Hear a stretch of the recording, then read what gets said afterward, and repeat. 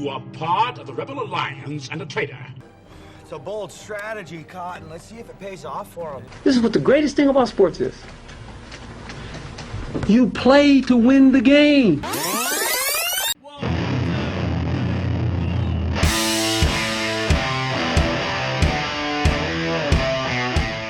You are listening to The Review on the OSG Sports Podcasting Network.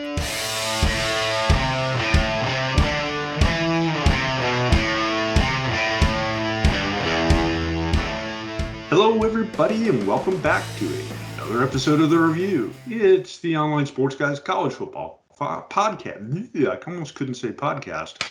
The College Football Podcast featuring us, the Online Sports Guys. With us, as usual, OSG Nelson, Jay Wilkerson. Well, no, he's not. Twitterless Wilkie until further notice. See, you're gonna have to come up with a new Twitter handle there, dude. Yeah, one of these days he'll have a Twitter handle, and yeah, I'm OSG Bill, by the way, too. If you really want to talk to Brother Wilkie, you can hit him. You can hit OS at OSG Sports. We'll get the message to him. There you go. May take carrier pigeon or sign language or something like that, but we will get it to him. Yeah. Guys, so much to talk about. We're really T-minus 6 days to the kickoff of Week 0, the regular season in college football this year. Oh wow. And yeah, I know. Believe it or not, and yet. Good stuff. The topic of conversation picks up on what Wilkie and I talked about last week at some length. The Alliance of College Football. The Rebel the Alliance. ACF. The ACAF, or whatever the heck you want to call the ACAF, yeah. Yeah. The Yakov Smirnoff. Wow. Very nice. The alliance of the ACC, the Big Ten, and the Pac-12. Yes. Okay. The Rebel Alliance to go up against the evil empire, otherwise known as the SEC. Rise, my friend. And it's looking an awful lot like that's going to become a reality here in the near future, guys. We still don't know how it's going to play out, though, do we? Well, some clarity this week for me, at least, because I was, when we talked last week, Phil, it was like, what is this all about? I mean, and it's going to work. Yeah, you got TV contracts involved, you've got networks involved, and as you take a step back and kind of take it all in, to me, it's all about those three conferences just don't have the depth of matchups each week as the SEC is going to have when Texas and Oklahoma join the field in 2025. Because now you got the Texas-Oklahoma rivalry in your conference. Not only that, you've revived Texas A&M, and Arkansas, Texas. So you're bringing in three compelling matchups already. Not to mention, obviously I'm biased here, but Oklahoma and Arkansas starting a series, which I've heard about all my life. Why don't they play each other? So the leagues had to do something. The alliance had to do something. And to me, it's about having a compelling matchup each week for their TV partners.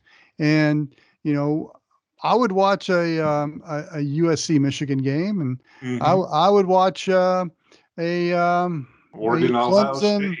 Yeah, I'd watch a Clemson Michigan State game, just to throw it out there. But the depth of matchups just wasn't there, because ABC and ESPN, once that starts, was going to have a compelling matchup every week in the SEC.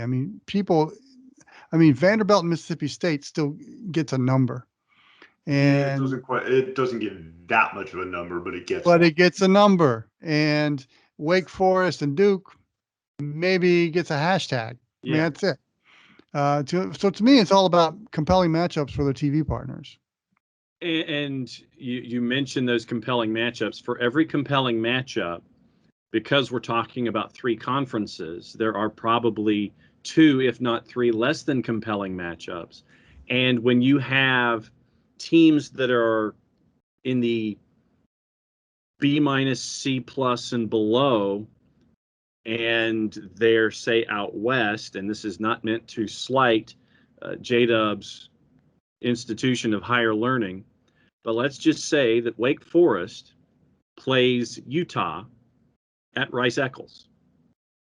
How many eyes are going to be drawn to that for the probably Wilkie, Eastern time kick? Let's just say, to try to get on the board with an East Coast team. Do you put it at 1 o'clock? I mean, because that means it's 11 in Salt Lake. Do you put it as a noon kick locally, which offsets everything, that gives you a 2 o'clock start on the East Coast to go up against the noon kicks that have already started, that you are banking on possibly getting into boat race territory? I'd give it the scheduling. I don't think it'd be of these, staggered. I don't think it'd be staggered. The scheduling of these matchups, of these fair to middling sides, is going to create problems, just because you have that one matchup that's marquee. But for every one of those, you're going to have ones that are going to create ratings issues for you. And that's where you're going to have to kind of shuffle the deck chairs a little bit to try to make sure that folks are going to watch. But I'd take that. I would take that matchup just as easily as I could stomach no slight to your Arkansas Razorbacks, Wilkie, but an Arkansas South Carolina game. I mean, really, in a national scope, who cares? It's not going to draw the same eyeballs. They're going to draw. Well, actually, I shouldn't say they're not going to draw the same eyeballs. You're talking about probably a wash there. Neither one of them are that compelling on a national scale. But I would watch Arkansas and South Carolina over Wake at Utah, hands down, because obviously of where we're based and what we've grown to watch. You might, but how many other people would? There's a few people in the Mountain States that would watch that Utah Wake Forest game, and maybe a tiny bit of the Carolinas would watch that game. But no, this is the issue that they're raising. The SEC always seems to have the eyeballs watching them, no matter what the matchup is, and that's what they're combating now. Short term, maybe that's going to work, but you've got multiple TV contracts with the Alliance of College Football. Why not just, as the Alliance of College Football, have your own television contract, like the CFA back when we were in high school and college? The only thing holding them back at this point, if they want to do a group deal, is the ACC, who's tied in till 2026. The other two conferences are free and clear over the next couple of seasons. I think the Pac-12. Exactly. But now the Big Ten Network, that agreement goes well for another 10, 15 years. It's up in 20. It's going to be renewed. It's going to be renewed. It may be up. It's an automatic renewal, but technically speaking, it's over. The current contract ends in 24. But the question I have for both of you is this going to be TV deal reliant, or are they doing this because they just want to be aligned against the SEC? They could still keep their current deals. Take it, Wilkie. You were on a roll. Well, no, I think eventually, long term, they're going to have their own television deal because, right, the ACC is totally tied in the ESPN, and I don't really see that changing. And I can see the ACC being a little more reluctant to do this because of their tie into the network. And I know they just signed another distribution deal with a lot of the local carriers, the local independent carriers. So that's changed. But again, we don't know what the landscape's going to be like, even in three years, as far as the television landscape, because the streaming services are probably going to be involved in the next round. Mm-hmm. And it may be on a regional basis. And what I mean by that is like the ESPN3 that Amazon puts together, or if it's Netflix or Peacock or any of those. I think they're going to start becoming players in this. And, can the Alliance of College Football put together a package with the Big Ten and with the Pac-12? And, the ACC does have that component with the regional sports networks here, where they offer them a game. Maybe that goes to the streaming service and another network. Who knows? I don't know how these things. I'm not a lawyer or a TV expert. I don't know how these go, but well, I'm somewhat of a TV expert. We've worked in it a while. Yeah. But I just think eventually, long term, they're going to have to do that because they want those matchups each week. That's going to draw people to their product. So yeah, I think long term, they're going to have to come up with something. And Wilkie, to your point, I think that this is the thorn in the lion's paw right now, where the rebel leaders are, and it's trying to figure out how to get that ESPN ACC network component and get that figured out, considering that the other two are tied to Fox, to Big Fox, and to the subsequent networks. And so, if I'm an ACC coach, athletic director, administrator, I don't want to leave the ESPN umbrella. I don't want to leave my regional deal off the table because I know the revenue that can be brought in by it. And the numbers traditionally that have been brought in by Big Fox with their Big Fox noon Saturday or whatever they call the show, and then going to matchups that aren't necessarily appealing for their early kick, the 11 o'clock central kicks or the noon kicks, and then coming in with a doubleheader or a triple header at some points. If I'm in the ACC, I want to stick as close to ESPN as possible, considering what we've seen ESPN be for the Death Star. And you're going to do what you think is best for business. And I think that if you're the ACC, despite your idea of being one of the rebel leaders for the ACF, yeah, this is great to have these kinds of matchups on a regular basis, but is it more like the ACC Big Ten Challenge in college hoops, or does it take out, you're sitting there and going, the revenue games may not necessarily be there if you're substituting in these games that you're looking for. So there's home revenue to be looking at here. There's the TV eyes that you're looking at here, your TV contracts that you're looking at here, and with which carrier and which network, and what you think the next round of negotiations are going to be. You mentioned Peacock, and you have the other streaming services that may be out there. But I think that they're going to want to be attracted to the Death Star first to see if there's any kind of piece of the pie available there. And the revenue may not be there from the streaming element of it, except for Notre Dame and possibly Peacock for all of the others. And so there's wiggle room here, but there's not a lot. And I think the ACC, though, is still going to be married to ESPN going forward, Phil. I think we're putting the cart way before the horse here. But you're not. But the thing is, you're not going to leave your current situation unless you have these ideas set forward. It's like, okay, here's what we're leaning toward. You want to have Russians. Hey, Fred Dalton Thompson in Hunt for Red October. Russians don't take a dump, son, without a plane. Cliches aside, first of all, nothing's happened yet. Second of all, they can still continue on the current deals that they're on, or renegotiate and keep their separate deals and just agree to schedule games with each other, which is what I thought this all was about to begin with. It is short-term wise. It's all about the matchups for their TV partners. I agree, but when we get to 2025 and beyond, what's going to make sense for the Pac-12 and the Big Ten and the ACC? But I think what I'm trying to say is they've got time to think about all this other stuff.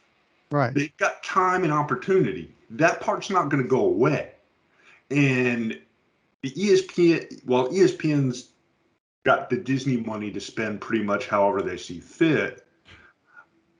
I think what Wilkie said is right. In the long term, we're going to see most everything come streaming or some other form of delivery other than the broadcast networks. Because a lot of broadcast networks just don't have the money to spend. That there's the money pot's going to run out. Yeah, well, as we go long term here, the Athletic was reporting that one of the ACC commissioners was speculating that what we're going to see in the future with college football on the Division I level and the major college level is going to be akin to what we see in the Premier League. And I think this is something we brought up maybe 4 or 5 years ago, that why not just go Premier League and with the way college football is run, and if you don't make the cut, you go down to to Group of Five, and somebody from the Pro-Rel, Group of baby, Five here it comes up. comes. So we may be, by the time we're old and retired, seeing that win in college football, the Premier League type of a scenario. Yeah, I mean, it's all interesting speculation at this point, because really, until somebody comes out and says, okay, here's the plan, here's what we're going to do, we don't really know. And we can speculate all day and say, well, they're going to do this based on TV deal, we're going to do this based on TV money. We don't know that. We don't really know what they're going to do. We can make a best guess, but it's all part of the galactic change, and the galactic change is not far from us. Guys, we got to move on to another topic here, because there are a few things to talk about. Phil's on the clock this week. He's like, you got stuff. Oh, dude, we went like 17 minutes on that already, and we could go a lot longer if I didn't put the leash on. It doesn't tell us it was a good 17 minutes. Yes, it was. Some other stuff we wanted to hit on this week. We're already at the point where we're seeing preseason polls. And I know both you guys had expressed some interest in talking about this. The Sun Belt's got some teams in the top 25, not just one, not just two, but three. There's a little bit more diversity than there is in the years past, but at the end of the day, we've still got the same basic top five that we've had for the last decade? Mm-hmm. Maybe the last 30 years. Yeah, really.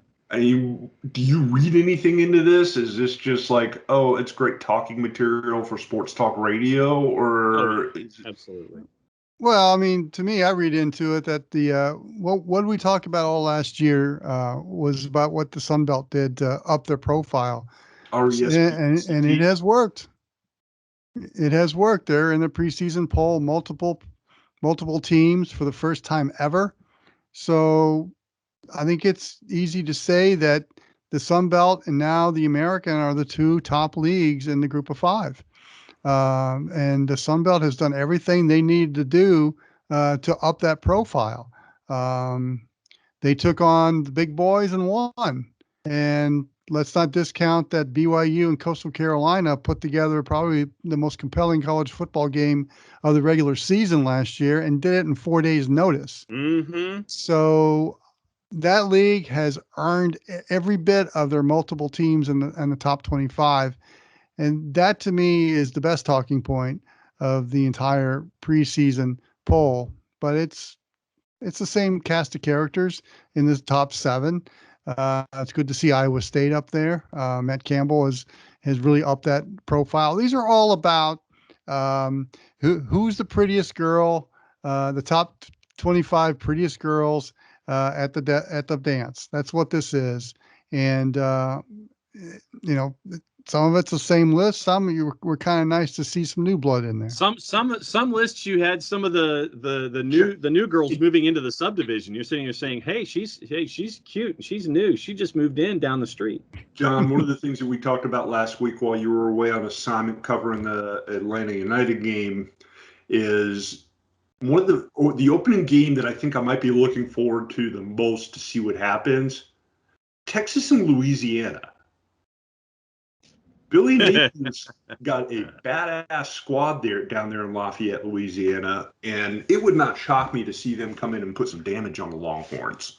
And it's one of those marquee games that if you're a Go-Fiver, you're going to sit there and say, yeah, let's go ahead and get in there and show them that we mean business. And you see the investment that Louisiana has made in facilities. You see the investment they've made in Billy Napier. You see the investment that they have made in wanting to be a big name at the table. This is another one of those examples where this is the kid that is sick and tired of sitting at the card table with a lot of the other outcasts, and they want to sit at the big boy table and sit there and be one of the first ones to sit there and chase after the macaroni and cheese and the well-cut ham instead of sitting there and saying, hey, here's your plate. And this is that opportunity for them with a Texas team that you really, it is the Forrest Gump box of chocolates. You really don't know what you're going to get with Texas. And so this could be one. It's going to be, do we know what the payday for Louisiana is in this one? Not right offhand, no. But you figure it's Seven figures. Yeah, you figure. Yeah, it's healthy. Yeah, so you get a healthy payday to come in, puff your chest out, and get recognized on the national stage. If you come in and you account yourself well, or even get a win at Darrell Royal, what you've done is you've elevated yourself nationally. And so when Billy Napier comes knocking, when he's looking for 5-star, 4-star recruits, oh yeah, you're the guys that did XYZ to Texas. So these Go Fives, they're more than happy to sit there and take these matchups, take your paycheck, take your lunch, and head home. I'm looking forward to this one as well. Well, remember, the Sun Belt owns the Big 12, because that's what happened last year on opening week. And as well, I've always expressed that week 1 of the college football season, don't go to Vegas with those games. No, because it is a total no crap. idea what you're going to get until you get it. And you got Steve Sarkisian's debut with his offense, new quarterback at Texas. They're going to have players, but Louisiana has upgraded their talent, and they're going to come in hungry. From a very good team last year. Now, obviously, the Sun Belt is made the splash in week 1 last year and maintained that momentum throughout the year. If Louisiana beats Texas, that's 4 wins in a row, I believe, over the Big 12, if we're counting week 1. Also, you got Texas State and Baylor playing in Waco, but Texas State is a little down this year. I'm not sure if they can get it done. True. And Terry Bowden's Louisiana Monroe Warhawks go to Lexington, Kentucky to play the Wildcats. Yeah. I think that's a little of a tough one for the Sun Belt, because Monroe is, down here. Monroe is Monroe. Yeah. Monroe. Yeah, exactly. So I don't know if it's going to be a carbon copy of what we saw last year in week 1, but Louisiana beating Texas and Austin would be somewhat huge. But games aside, how much do you really read into what a bunch of arbitrary writers say is going to happen with a bunch of college football teams that we really don't know what to expect until they sit there and stand there and line up on the field either the last weekend of August, the first weekend of September? We don't really know. And right now it's just a guessing game, isn't it? Well, you can't even trust the coaches poll. No. I don't remember Steve Spurrier had his SID do it for him. Correct. And Duke was always got a vote no matter how bad they were. But the only poll that matters to me is the playoff poll that comes out in mid-October, because that has an effect on the postseason. And then you've got some seasoned administrators and former coaches that can spot things that we can't spot. And I think that's the one that carries a lot of weight. I like the polls because it starts arguments. It kind of begins the talk, the season of my school's better than your kind of thing. And I like the banter back and forth when the preseason polls come out, because whatever happens at the top of the season and what happens at the bottom of the season, we all know is different. Can the Sun Belt maintain 2 teams in the top 25? Is Coastal still that good? I mean, that's what we talk about up until when toe meets leather. And what's funny to me, John, is not only do you get the polls, but you get the power rankings, of course, at the same time, and neither one of them mean a damn thing. No, but at the same time, we still schedule analysis. Yeah, but and you sit there and you're still going to have the same girls from the same sororities lining up with the same folks each and every time. Sorority row looks the same. Fraternity row looks the same. There is no real change at the top. The top 10, the ones that make it to the final before William Shatner sings, "There she is, Miss Insert Pageant winner here." It's the same list that always makes it up there, with the exception this go round of the Fun Belt teams that we saw. But it was because they put themselves out there into the ether for folks to look at. If they didn't have these matchups, if they didn't do the BYU Coastal game like we saw last year, that created so much hubbub and was one of the games, if not the game of the year, because of the context that it was put in, We would still be talking about all of the same folks, and it would still be the same discussion. Just the deck chairs would be different. The rearrangement and the order would be a little different. We'd still be talking about the same things. The one thing, Wilkie, that makes this year different is that we're talking about Fun Belt teams being a part of the discussion and the Group of Five a little more than we have been in the past. But it was because they took their first step forward and got themselves into the discussion. They force-fed themselves into this thing. Well, I think you can bring up Cincinnati too, because True. they're in the top 10, and their highest ranking ever in the preseason.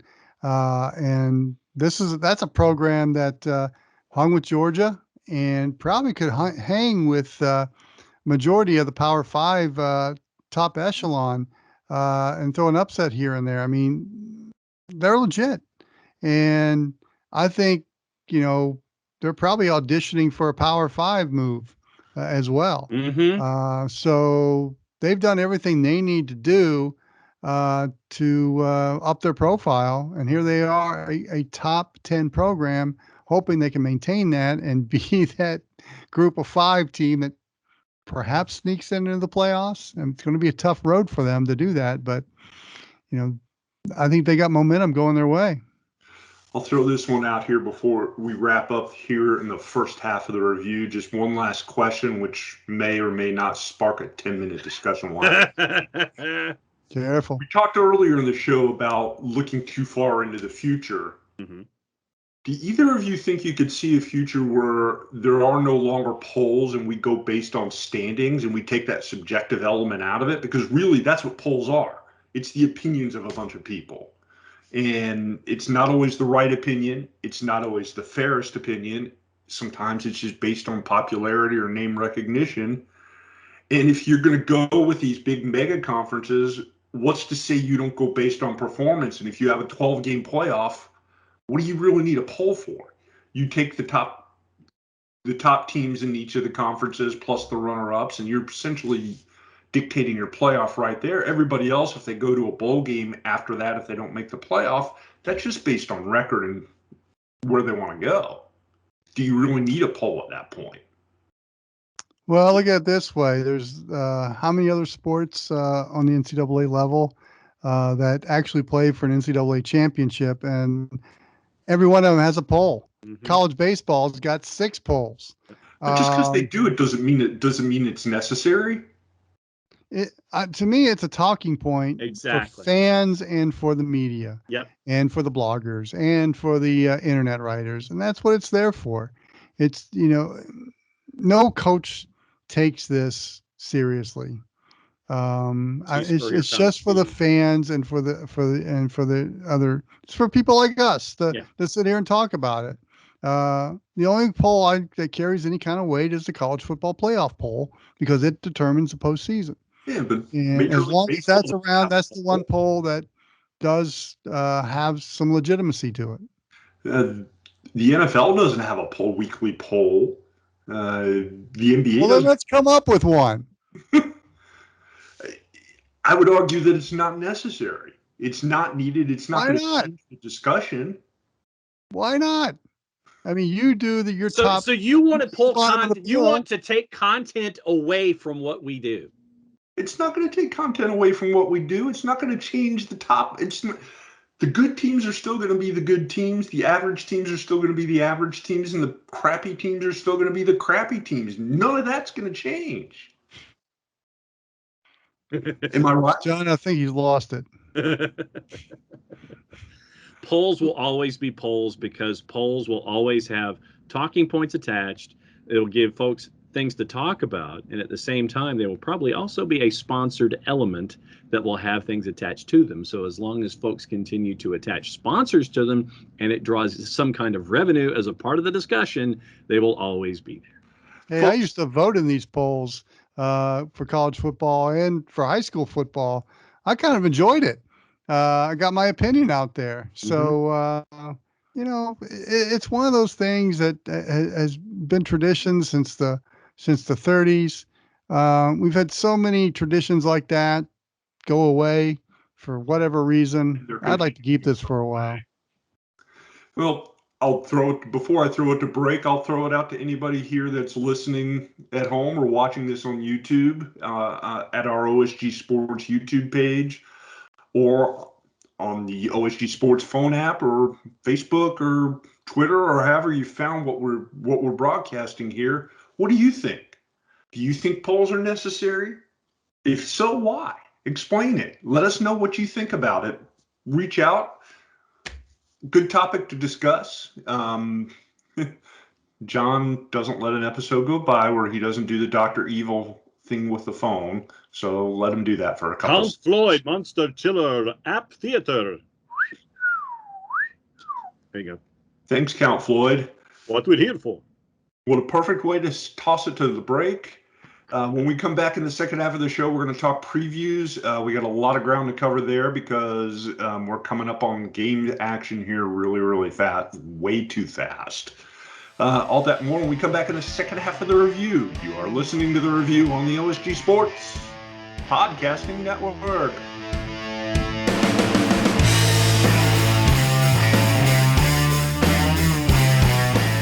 The OSG app is up and running on your Android or iPhone. Install the OSG app and listen to our podcast from college football, soccer, and lacrosse. What are you waiting for? Download the OSG app today. If you've been hurt in a car wreck, contact my friend Steve Apolinski of Apolinski & Associates. He's been representing individuals for over 30 years throughout Georgia and Alabama. Email him at steve@aa-legal.com or call him 24/7 at 404-377-9191. The initial consultation is free. We know that every driver is different, and a one-size policy does not fit all. That's why Country Financial offers a variety of discounts, so you get the coverage you need and the savings you deserve. From good driver to good student, multi-policy to multi-car, we've got a discount to suit every driver. Call Jason Wright at 678-568-6871 today to see what you could save. On Facebook at Jason Wright Agency or by phone at 678-568-6871. Discounts vary by state. Policies issued by Country Mutual Insurance Company, Country Preferred Insurance Company, or Country Casualty Insurance Company, Bloomington, Illinois. I got a lot of problems with you people. Now, you're going to hear about it.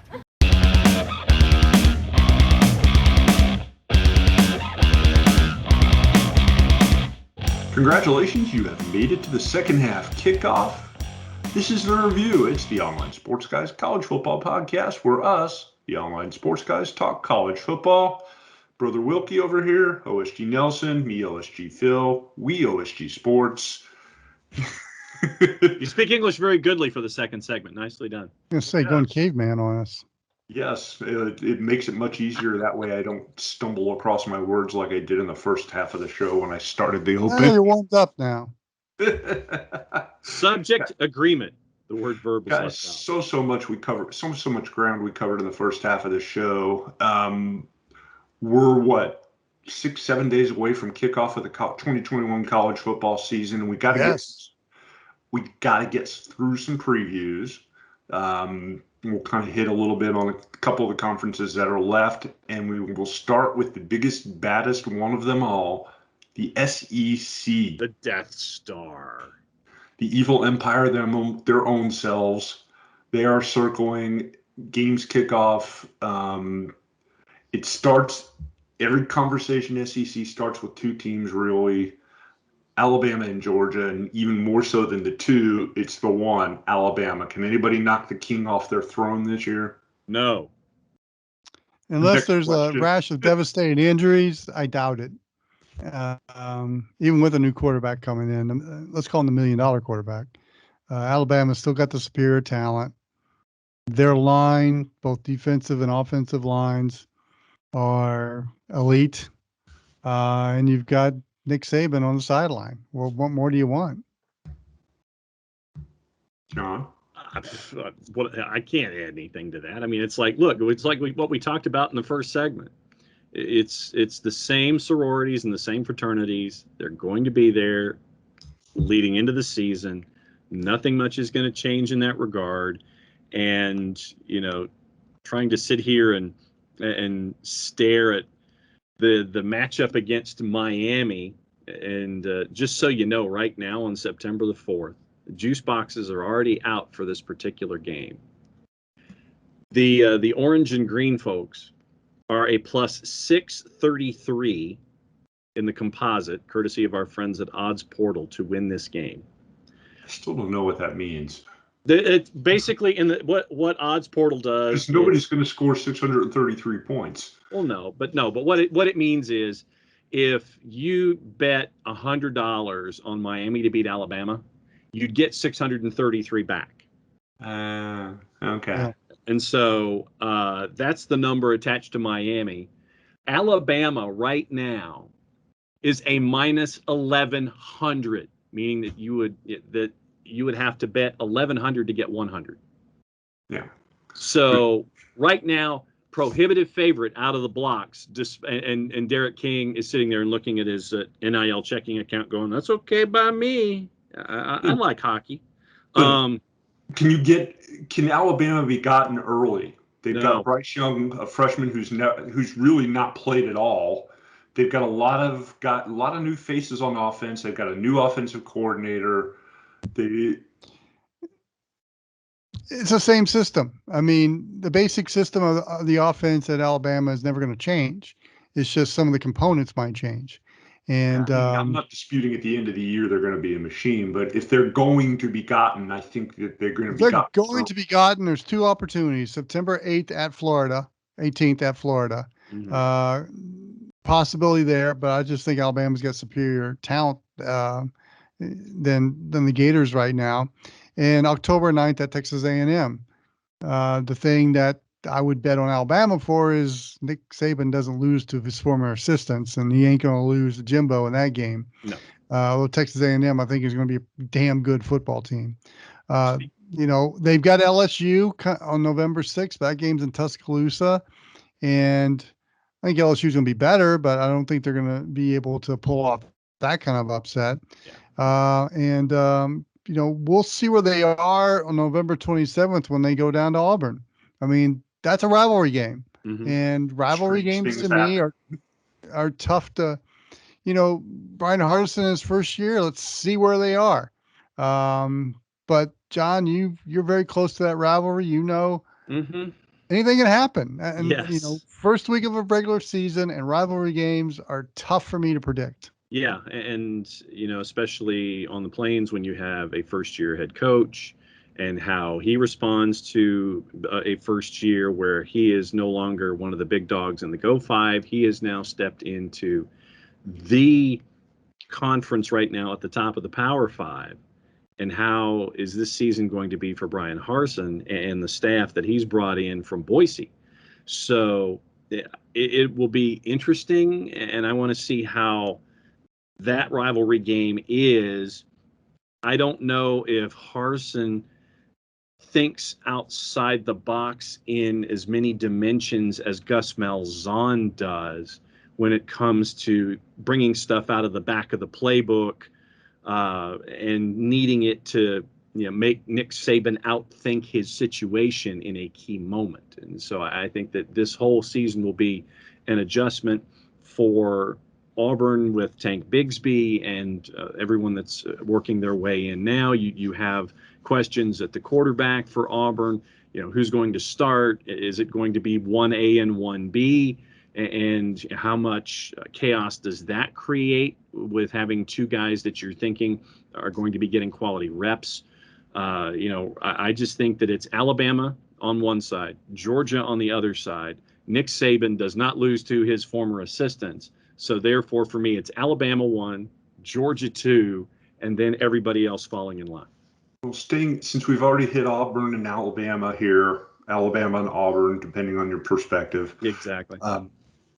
Might as well stay in the SEC West. And Wilkie brought up Texas A&M. And John's probably going to hiss here when I say this. Oh, I've already hissed, so go ahead. But He's hissed. I am hissed. Finally, Jimbo Fisher's year. No. Where he gets Texas A&M over that top rope and into the ring to play with the big boys. No, if he does, then Alabama takes him in the Royal Rumble format and throws him back over the top rope and he lands on the floor. I don't see it. outside of replacing Kellen Mond, Wilkie, he doesn't have there's not a whole lot of holes on this year's Texas A&M team. No, that's what I was saying. They're going to be a much better football team this year. I like I like them as number 2, but they just don't. I just don't know that their talent is as good right now as Alabama's talent. And there's the factor that assistants from Nick Saban just can't beat them, can't beat the master. But A&M, I'm looking at their schedule right now. That game at Colorado and Denver, you're playing on altitude. Mm-hmm. So that could be one to kind of pencil in if they're going to get dinged up, but that's early enough to where by the end of the season, if they continue to win, although I don't think they'll beat Alabama on October 9th, but if they continue to win, they may be able to withstand that. But I think they're going to be a much better team. There's not really anything on their schedule that really concerns me, even though the Arkansas game in Arlington, I think Arkansas is going to be a much better football team. With Sam Pittman there. Barry Odom stayed as defensive coordinator, which I think was huge. And I think Arkansas is going to be fighting for that number 3 spot. It all depends on how KJ Jefferson performs at quarterback. The job is his now. So I'm looking for good things from the Razorbacks. But I think A&M is the number 2 team in the West. Yep. And John, LSU, Coach Ole, I'm still surprised, frankly, that he is employed at LSU, considering everything that came out in the offseason. And I That's know a whole that separate issue. it is based on that stuff. It is, but no, I'm with Wilkie. I think that it's Alabama 1, Texas A&M 2. How much better is another season with experienced quarterbacks? In the SEC, does that help you out? How much does it help you out with someone like Max Johnson from Oconee County, getting more reps there for LSU? I think LSU is in that middle pack discussion. I think Auburn's in that middle pack discussion. It's so the 3 and the 4 when it comes to the SEC West, it'll be interesting, but don't be surprised if they both end up in the same spot, and then that ends up being your indicator there for who's the 3 and who's the 4. Well, I got a dark horse for you in the SEC West. Ole Miss. True, yeah. They may not be able to run with the big boys on a day-to-day basis, but with Matt Corral at quarterback, arguably the best quarterback returning in the SEC, if not number 1, the 1A, and then everybody's pal Lane Kiffin at head coach. They're dangerous. They may not win the conference, but they may have a say-so in who does. Yeah, you would think, okay, they played Alabama tough last year, and again, an outscore everyone type of game. That game's in Tuscaloosa this year, and I expect it to be the same type of game. But again, does Ole Miss have the horses to keep up with the Alabama thoroughbreds? I'm just not sure if that's going to happen. But the schedule the SEC schedule really doesn't favor Ole Miss this year. They got to go to Tennessee. They got to go to Auburn. And they got to go to Starkville for the Egg Bowl. So that's asking a lot. When you got Alabama, Tennessee, Auburn, and Mississippi State on the road this year. So they're going to be a better team. I just don't know if record-wise it's going to show. Interesting thoughts there. We'll move over to the SEC East. Everything there is going to start and stop with Georgia. Is this the year Georgia gets over the top? Although it's a conversation that we've had, I think, each of the last 5 years. This might actually be the year because they're pretty much 4 or 5 deep in every position. Yeah, what Georgia needs to avoid is the loss, the unspeakable loss that always seems to happen. Yes. During the Kirby Smart era. Look, that game against Clemson and Charlotte is going to be massive. But if Georgia loses that game, doesn't end their season. Doesn't end their season, but don't get down on them, Georgia fans, because these are the type of compelling matchups you love to see at the top of the year. and they're going to be rewarded for that no matter what happens on down the line. But after that, you've got the cocktail party at the end of October. You got to be concerned about. But other than that, schedule's pretty light. Yeah, they go to Tennessee, but they should be able to handle that pretty well.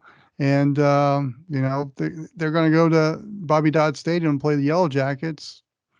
That's a home game for Georgia, pretty much. So, it depends on the Clemson game.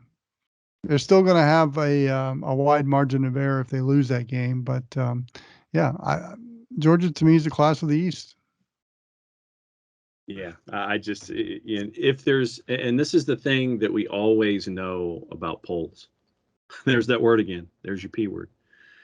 When everyone's lined up and the dance card comes out early, an early loss in a non-conference game will probably not send you spiraling down unless it is a blowout. It may send you down a couple of spots and it might make your road a little more difficult. But when you get back into conference play and you can be dominant in your conference and perhaps win a championship game, you have that opportunity to come back up into the standings, get into the polls, and get into those postseason positions. So if there is that early shocking loss that happens in one of these created matchups, it's not the end of the world, but what it does do is make your task a little more focused and a little harder to sit there and get back to where you were when everything started. Once again, there's that poll discussion, Phil. Yeah, I'll go to the players here. I like Georgia is 5 deep at running back. Any one of those 5 guys, Zamir White, James Cook, and wide receiver, and tight end, could and start offensive line. They've got players all over the field. I'm curious to see how they're going to play this year and if they can avoid that one brain fart game, which they always seem to have. Yeah. If anybody's going to beat Alabama this year, this is going to be the team, in my opinion. But yeah, you're probably right. It's can you get over the mystique? Because Kirby Smart, former Nick Saban assistant, hasn't beaten them yet. And I'm not sure what psychologically that does to the head coaches and to the teams. But I agree, Phil. I think this is the year that if Georgia's going to get at Alabama, this could be it. Now, the SEC East in general, man, I mean, it's just not that compelling. I mean, Florida, they've lost some really good skill players. I think they're going to be good, but I also think they're going to be that challenging to Georgia this year. And then you got Kentucky, which had an offense. Well, where was their offense the last few years? I mean, Lynn Bowden. Stoops is a heck of a defensive coordinator, but a They defensive made some coach. changes to try to address that. They made some changes. They brought in the guy that was the LA Rams offensive coordinator the last few years to see if he can get that propped up. But after that, you've got Tennessee with a first-year head coach. You got South Carolina with a first-year head coach that are going to struggle. Missouri, I think they're going to be better, but talent-wise, they're just not up. I mean, they just don't have it. They'll be a 7-5 type of team, and Vanderbilt's Vanderbilt. So that's a tough. It's just not a compelling conference side of the conference for me to get excited about. The West is the West. And you didn't even mention South Carolina, but there might be a reason for that because they just don't generate oh my God. I think they made a great hire in Shane Beamer. I think special teams is going to be huge with the Gamecocks. Beamer Ball Jr. might be part of the equation in Columbia, so we could start making your T-shirts. But I think that's a program that's going to be on the upswing. Tennessee, I think, will be on the upswing as well. They're just going to struggle this year. Let's go ahead and switch gears, guys, and move out west to the Pac-12. This will be a quick discussion. Yeah, we're much like with the SEC. I think the conversation kind of starts and stops with the Oregon Ducks. Yeah. They by far, I think, are your standout team right now. Chance to win their 3rd Pac-12 title in a row. in a row. The game that's going to be really intriguing, and I kind of brought this up in a joking way in the first half of the show, Oregon actually plays Ohio State this year, but it's in Columbus. Yeah. Oh, that's going to be a tight one. Well, we'll see how the talent's been upgraded at Eugene. Yes. I love what Mario Cristobal's doing there. He's taking an SEC attitude to the Pacific Northwest. Yeah. With that Nike money. So I mean, if you're buying stock in college football programs, that's the one I'm buying stock in. I'm going pretty heavy into. But Ohio State, look, I think it's going to be a great game. I think it's going to be much tighter than we think. They're going to be up for that. Ducks are. It's just in Columbus, and it's hard to win at the Horseshoe. But when you look at their schedule, I think the rivalry game against Washington on November 6th in Seattle could be the only hiccup I see on schedule. Yeah. Preseason. That's it. The rest, Utah might be as well. I think Utah is a really good football team, but Oregon is the class of the Pac-12. John, here's a name for you. Kayvon Thibodeau. Kayvon Thibodeau. First team All-American preseason. If you read up on him a little bit, you might find out that this may be, Mr. Thibodeau may be your number one draft pick in the 2022 draft because he is predicted to be the best defensive football player in all the land right now. In the history of the world. Yes. So, This week. this week. 18 pressures, 10 tackles, 4 TFLs, and that's just like a bit and a piece of it. So, and that's in championship games. That's not even like, legit. That's not even like legit season numbers. When you look at 2020 numbers, here's what he did in 7 games last year at Oregon. 7 games, 38 tackles. So that's, pushing 5 and this is for someone who is as dominant a force as he is, where he's getting double teamed and triple teamed and undercut and all this kind of stuff. 23 solo tackles, 7 games in 2020, 15 assists, 38 total. 9.5 tackles for loss, averaging 5 yards a loss in each of these tackles. 3 sacks on the year, 3 passes defended. 7, you had 7 games last year, 3 solo sacks. And so you add that to what we've seen from 2019, and you're going, okay, for someone who is 6'5", now this is for someone who played at Oaks Christian High School, 6'5", 258 as a defensive end, 6'5", 258. This is someone who screams to me edge rusher and a big problem.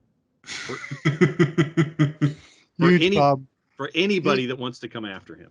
And you know what makes it even better is there's 3 linebackers at Oregon that are potentially could be first team all Pac-12.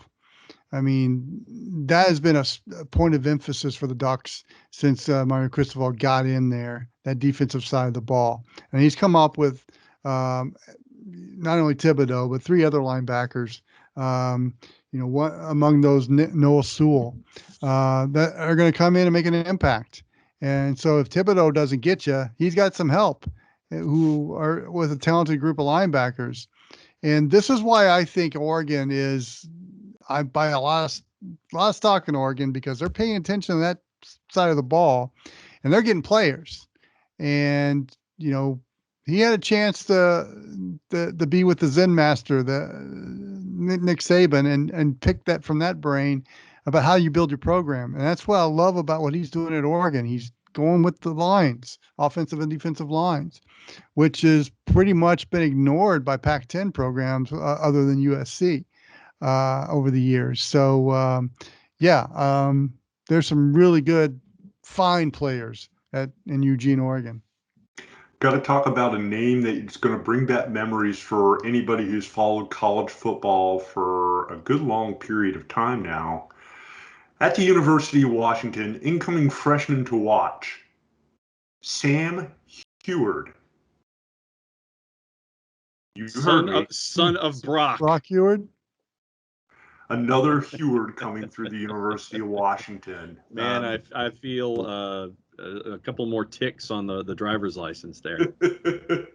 Well, and that's the rite of passage. If your name's Heward, you play for the Huskies. And I like what the Huskies have. They're a good football team. They've been good, a solid program for at least the last 5 to 7 years. Solid. Mm-hmm. Solid. Yeah, That's but they're not the next level team. They're not the team that's going to knock Oregon off of their perch. They're nice. They're a nice football team. They're solid. Might come up and bite somebody, but they're nice. They're a nice team. Well, I think they could challenge for that division title, to be honest True. with you. Yeah. I think they've got some players on that team. And then there's the tradition. You know, Seattle's a lot like Atlanta, where we're from. I mean, the Huskies carry the same weight as the Seahawks. And, you know, where we live, the Georgia Bulldogs practically are better fans in our city than the Falcons. They are more popular than the Falcons in Atlanta. And I don't think the Huskies are more popular than the Seahawks, but you know, they're one of the rarities of a college football program and with a pro football team as well that still gets on the front page of the newspaper and still draws big crowds. I mean, Husky Stadium, seeing the game at Husky Stadium is on my bucket list. And so you got the great atmosphere, but I really like what they're doing in Seattle, and I expect Washington. You know, that Washington-Oregon game is going to be for that North Championship, and it's a rivalry game, and it's at Husky Stadium. So I give Washington a chance in that to be in the Pac-12 title game. I just had this vision of Wilkie looking like George Washington crossing the Potomac, standing on a boat going in as a part of the Husky Navy one day. You know, he's got the sideways hat and the white wig, and he's just like on the front of the boat with the sword going like that as he completes his bucket list item. Yeah, I can only say I've driven by the stadium when we were in Seattle a couple of years ago. You can access it over a bridge that goes over the lake, and it's quite the sight to see when you come down on the downside of that bridge. Moving on to the other conference or the other division of the Pac-12, is this going to be a two-team shootout, Arizona State and USC? USC, Arizona State's going through too much off the field right now. I think it's USC and everybody else because of all the investigations and the coaches that are in peril with their livelihoods. I just think that Arizona State, Wilkie tried to treat it too much like a business, and they tried to continue to run a business in a difficult time, and they were found out. And I think it's going to be a longer year than I think a lot of folks may think in Tempe. I agree with you. And on the USC side, if they lose a game, we're going to be talking about Clay Helton and his job. Even if they don't. What's that? Even if they don't. Yeah, I mean, we're still going to be talking about Clay Helton and his job security. That's true. But, I like the way the schedule shapes up for the Trojans. You know, they have Washington State. They have to go to Pullman. That's always been a tough road for them lately to go up to the Palouse. But that's an early season game on September 18th. And then really, the Notre Dame game on October 23rd, it's good to see that rivalry back. That'll be a tough road to hoe for the Trojans. They go to Tempe on November 6th. Let's see what the state of that program is, the Arizona State program, when they butt heads in Tempe on November 6th. And obviously the rivalry game with UCLA. One concern is the Cal game on November 13th. I think Cal is going to be a much better football team. They've been slowly building up under Justin Wilcox. It just seems like when they get their first loss, it just snowballs from there. But I think Justin Wilcox has done a great job of upgrading the talent there at Cal. And that's all. Strawberry Canyon is always a tough place for Southern Cal to play. and that'd be a concern for me as well. But I agree. I think Southern Cal, and for the sake of the conference, they need to have Oregon and Southern Cal playing in that title game, because now you got your two big horses, and it may actually draw a crowd. Well, John, you could say arguably that the Trojans have the best player in that conference individually with quarterback Keaton Slovis. I mean, Slovis is coming off of an injury, but every indication so far in the offseason is he's healing well, and he's had some good practices as USC inches towards the season. And in college football, having the guy at quarterback means an awful lot, doesn't it? Yeah, and when it comes to USC, I think that Slovis is probably going to be getting a lot of attention for postseason awards, because what we saw in him last year is someone who will sling it around the yard, and don't be surprised if early on, especially in the non-conference games, you see him oversling it to try to get a lot of numbers on the board so he can get noticed out in the Pacific time zone. So if you're going to watch USC, be prepared. Boil another pot of coffee, or find your favorite caffeinated beverage, especially if it's a late kick, because those games will take a while. If Slovis and the USC offense have their way, they're going to throw it a lot. They're going to try to put up a lot of yards, try to put up a lot of points to get some notice. And Slovis, for me, definitely will be someone to pay attention to out west this year.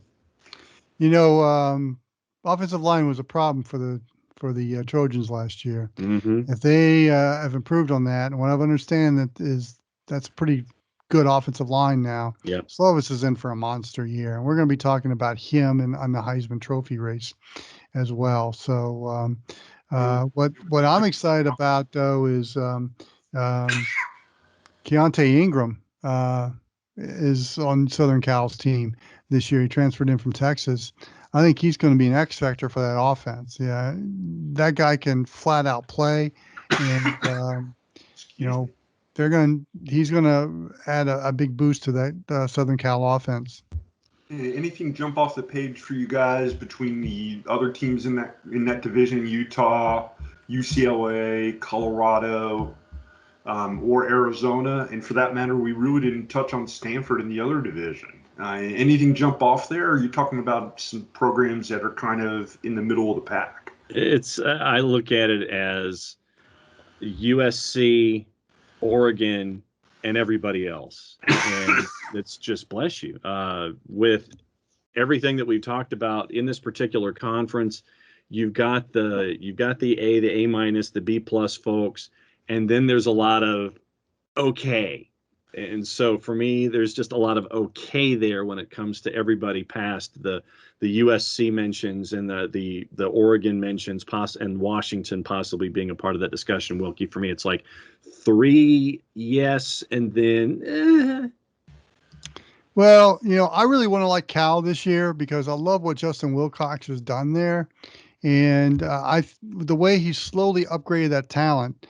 You would think that in year 5, this would be the breakout season because they've been very patient up there. Unfortunately, the schedule is just awful for the Bears. I mean, you have to go to TCU, you have to go to Washington, you have to go to Oregon, you have to go to Stanford. Is there any place they're not going?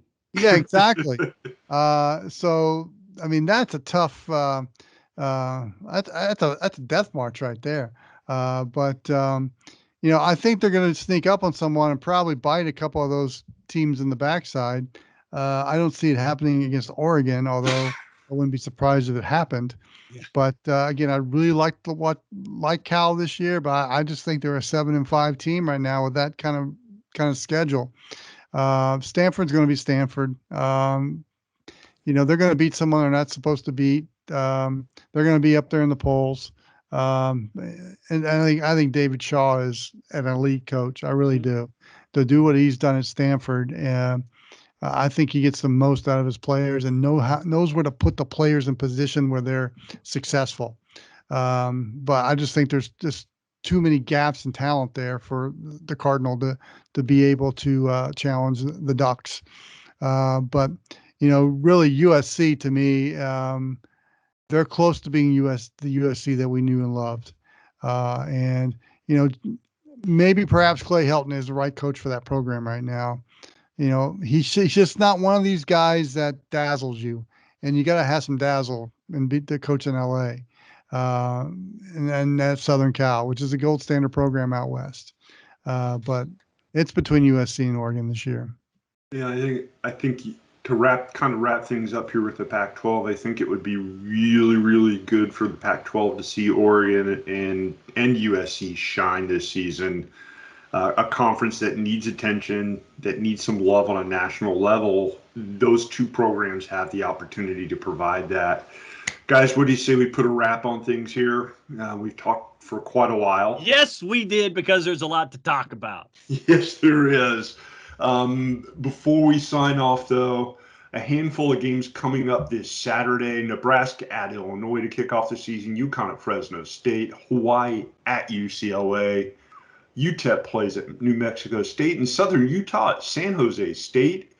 Come this time next week when we're talking to you on this podcast, we will have some college football action already in the books. So UTEP and New Mexico State, that's a rivalry game. Well, does anybody care? Would anybody notice if we didn't just mention it? Well, The game in Las Cruces? Yes, it is. It is, and if you go look at the ESPN schedule guide, all the other games that are there are mentioned as being on national TV, except for that one. Just so everybody knows, your juice boxes, Nebraska's a -270 at Illinois, who's a +211. UCLA's a -909 at home against Hawaii at a +566. Fresno is a -5,000 hosting UConn, who's a +1462. And in the rivalry game, Wilkie, New Mexico State at home is a +270 with UTEP at a -370. This is a good opportunity for somebody with their camera phone to do a Facebook Live on that New Mexico State UTEP game. And then it'll become a national game. Oh, that'd be great. Something to look forward to next week when we reconvene with another episode of The Review.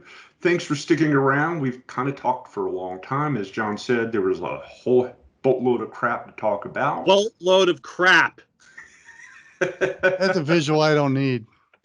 Next week when we come back, we'll talk next week's show a little bit about the games that I just mentioned. We'll preview the rest of the group of 5 and anything else that comes up in the great, big, wide, wonderful world of college football. So for OSG Nelson, for Brother Wilkie, and for me, OSG Phil, we are the Online Sports Guys. You have been listening to The Review. Thanks for tuning in. Have a great week. Enjoy the kickoff to the season. We'll see you again next week. Bye. Thanks for listening to The Review. You can find this and past shows by downloading the OSG Sports app on your mobile device. And enjoy all of our shows from the OSG Sports Podcasting Network. The OSG Sports app is up and running. Download it today.